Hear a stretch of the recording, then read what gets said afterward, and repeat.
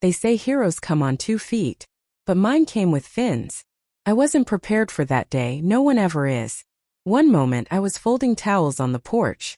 The next, I was running barefoot toward the crashing waves, screaming my daughter's name.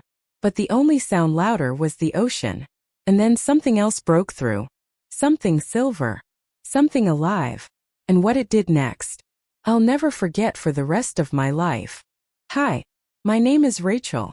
I'm 34 years old and I live in a coastal town in Florida, just a few minutes from the beach. I'm a single mom to my little girl, Haley. She's 6 years old, full of questions, sunshine, and endless energy.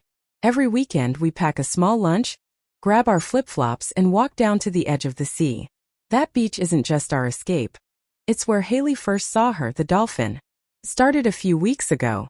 Haley was throwing little cut-up apple slices into the water, just giggling and dancing along the tide. That's when it happened. A flash of gray shot up from the waves, smooth and fast. A dolphin. Haley's eyes sparkled. The dolphin circled back. Haley waved. The dolphin flipped. It was like something out of a fairy tale. That day they played for 20 whole minutes, Haley throwing, the dolphin spinning. That's when Haley whispered, "Mama, she knows me." And somehow, I believed her. We started coming every day. The dolphin, which Haley named Luna, would show up like clockwork. She seemed to wait for Haley. She'd follow her along the shoreline, leap when Haley clapped, even tap the surface with her nose like she was asking for more apples. I'd never seen anything like it. And while I stayed back watching from the sand, their connection grew stronger. One creature of the sea, and one tiny human. Somehow they'd found each other. It was a Sunday. I was folding laundry on our porch when I realized the house was too quiet. I checked Haley's room. Empty. Backyard. Empty. My heart dropped. Then I saw the screen door wide open. And I knew. She'd gone to the beach alone. I ran. No shoes. No phone. Just panic. When I reached the shore, I saw her little figure near the edge of the water, too close. And then it happened. A giant wave, larger than I'd seen in weeks, surged forward and swept Haley into the ocean. I screamed her name so loud my throat tore. Haley! Haley! But the wind, the waves, they drowned me out. She was tumbling. Her tiny arms reaching up, water crashing over her. I couldn't reach her. I couldn't swim fast enough. I stumbled into the foam, helpless, when suddenly, a sleek gray figure cut through the waves like a bullet. Luna. She appeared out of nowhere, diving beneath Haley, circling her, lifting her up with her back.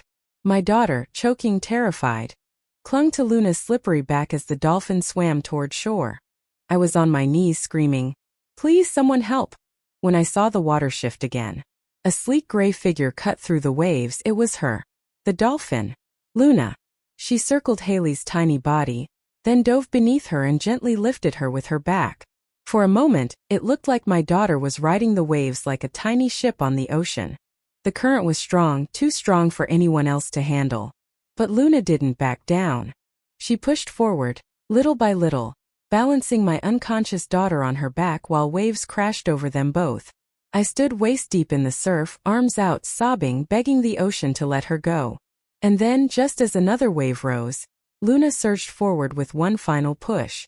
I caught Haley in my arms before she hit the shore. She was limp, shivering, her tiny lips blue. But she was breathing. She was alive. I clutched her to my chest and looked back out into the ocean. Luna was still there, watching. She let out a small chirping sound and disappeared beneath the surface. Someone must have heard me screaming. Minutes later I heard sirens. Paramedics rushed to us, wrapped Haley in blankets, and checked her pulse. A small crowd had gathered. No one believed me when I said a dolphin saved her. But I didn't care. I knew the truth. At the hospital, doctors kept asking, "How did she get pulled out from that far?" I just looked at Haley, sleeping safely in a warm bed, and whispered, "Because she had a guardian angel. With fins." Within days the story spread. "Child saved by wild dolphin." The headlines ran with it. Reporters came to our house.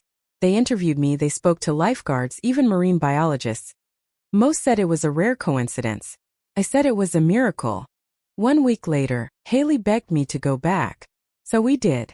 She stood at the shore, holding my hand, calling out, "Luna, are you there?" First there was nothing. Just silence and the sound of waves. Then a splash. And then another. Luna rose from the water, circling slowly, carefully. Haley ran to the edge, laughing, waving. That's her, Mommy. That's her. Luna didn't come too close, but close enough to lift her head from the water and let out a high melodic squeak. Haley squealed back, jumping with joy. A month later, the local city council placed a statue near the beach. A dolphin, rising from the waves, sculpted from silver metal. The plaque below read, "In honor of Luna, the one who answered the call, when no one else could." People still ask me, do dolphins really understand us? I don't know what science says, but I know what I saw. I saw a creature fight the sea to return my daughter to me. I saw compassion where no one expected it. I saw love, pure, silent, wild love, in the eyes of a dolphin. And I will never forget her. Some protect with weapons, some with shields. She protected with instinct, with heart, with grace. Luna, my daughter's hero. And mine.